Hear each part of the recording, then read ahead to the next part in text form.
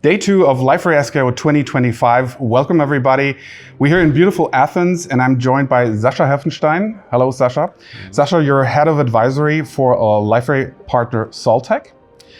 Thanks for taking the time to talk to us. Let's get this started by you introducing Solteq a little bit to us, the company, areas of expertise, and so on. Yeah, that's a good question to ask because probably many people don't know Solteq.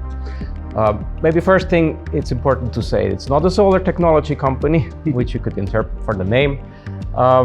We solve business problems with IT. Mm-hmm. So we build the digital business solutions of different kinds.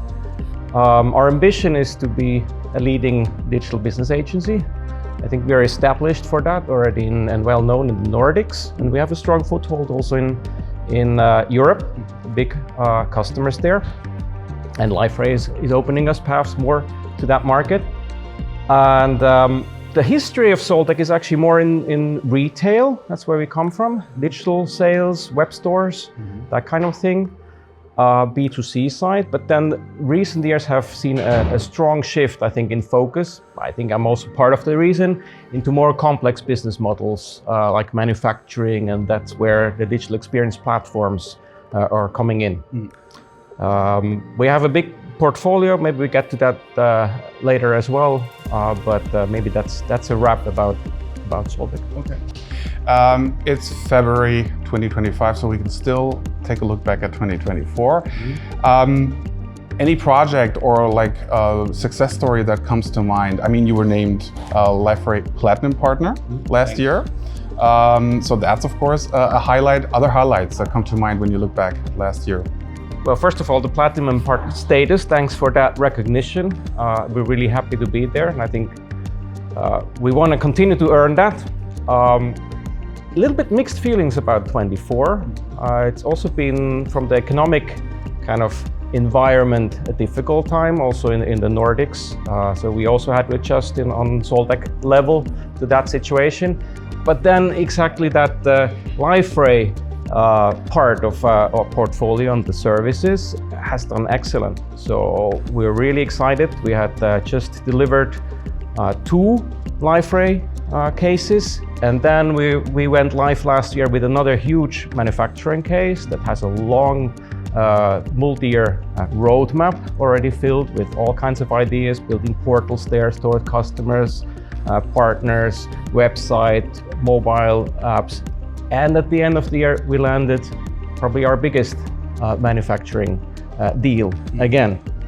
So it's been on that front, it's been an excellent year, and it's also where we want to take the future, I guess. Okay, speaking of the future, is there a certain area, either a certain market or a certain solution, or just simply a strategic initiative or goal that you're planning on or focusing on in 2025? I think I gave it away. So I really want to put our focus now on smartly exploiting everything we can from the partnership with Liferay, understanding really how to use best this platform, and focusing on the manufacturing as a sector. My goal, I would say it's not a dream, it's really a goal. I want to have kind of the manufacturing digital transformation blueprint. So put it on the table with a new customer. These are the 100 manufacturing top use cases.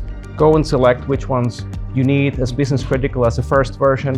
We install a first best practice for that, and then we take it, iterate it from there. Okay. So not entering like, okay, just tell us your requirements kind of thing. So really come with an opinionated solution towards that market. But also offering a lot of flexibilities when you're saying offering a lot of flexibilities, of course, but usually customers want to get very fast to a first kind of business value level where they can use the platform, they can get their users online, they can start to learn, and that's the basis then for the flexibility and leveraging, realizing the business value. Beyond apparent technical expertise that Solteq has in the DXP space, what other factors would you say are critical for us being a successful Liferay partner? It could be soft skills, organizational structure, what comes to mind? There I a little bit need to kind of speak to my to my own role, I think. So I'm heading advisory. So we're kind of like a digital Sherpa for our customers.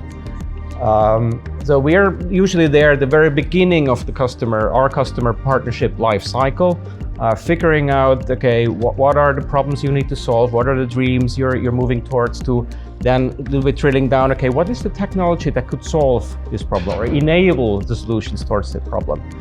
Now recently, Liferay has really kind of been a key part in our portfolio for offering these solutions. But it can be other things as well, and I think that's another, kind of pillar in the Solteq value proposition. We have a large portfolio. We also sell Adobe. So if we opt for Liferay, it's not just because we're just focusing on some technology. We could also do it with Adobe, but if we recommend to do it with Liferay, it's a serious case that Adobe is not the choice to go, right? We also have commerce tools. We have a lot of different options there for the customer. So having a large portfolio and having somebody that interpret the business needs into the technology, like this digital Sherpa, that has walked the path to the summit many times and survived coming back. And also as a digital Sherpa, you're not just guiding the customer and they have to carry the load. You have to carry some of the load yourself. So you have to learn, you have to, like I said, build this kind of reference solutions that the customers can benefit from. So I think advisory and the big portfolio is a key part. The digital Sherpa is a great image. Almost no interview we're doing here with partners without the big buzzword AI. What are your experiences from the past year, but also going now into 2025 with integrating AI into projects? Could you talk a bit about the challenges, maybe also about misconceptions that some customers have about this magic tool that solves everything? I guess we're all together learning still, right? It's a transformation for the whole society. It's not only in this business part. I think we're a little bit past the misconception phase. So if that hype is already over, people have personal experience with AI, ChatGPT, and so forth. So in their personal life, using that. So it's a tangible thing already. So that is a little bit gone. Maybe some of the misconceptions still out there or blockers is some of the fundamentals. I mean, everybody says AI is as good as the data you can use. But not all the customers necessarily are willing to invest in actually consolidating, their data platforms and building data lakes. So you need to get your data in shape to actually build AI use cases on top. And then on the other side of the spectrum is that some are maybe still thinking, we need this kind of wait for this magical use case to come along or for something to be ready. No, you just need to go out, experiment, be crazy, have a use case, do a small POC around it.